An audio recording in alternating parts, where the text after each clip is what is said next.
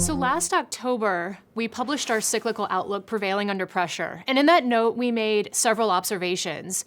And the first was obviously that inflation was elevated, but the central bank policy response to that elevated inflation was one of the swiftest responses that we've seen in modern times, and that would likely produce a recession in order to bring down inflation.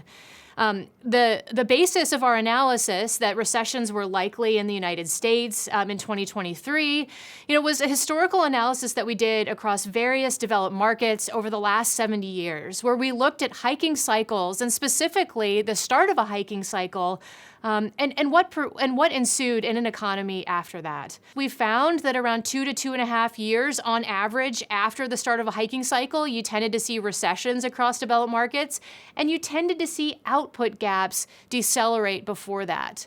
Interestingly, as a result of that, we suggested that a recession was highly likely in 2023. And as it's playing out, we do appear to be getting closer to that. More recently, we've seen banking sector stress with the failure of Silicon Valley Bank, as well as Signature Bank, and then obviously the escalation of stress in the European markets with the ultimate deal for UBS to buy Credit Suisse.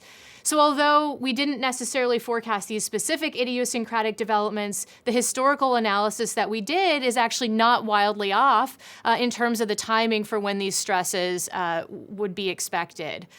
So interestingly, although history doesn't always repeat, sometimes it does rhyme. So what does that mean for investors?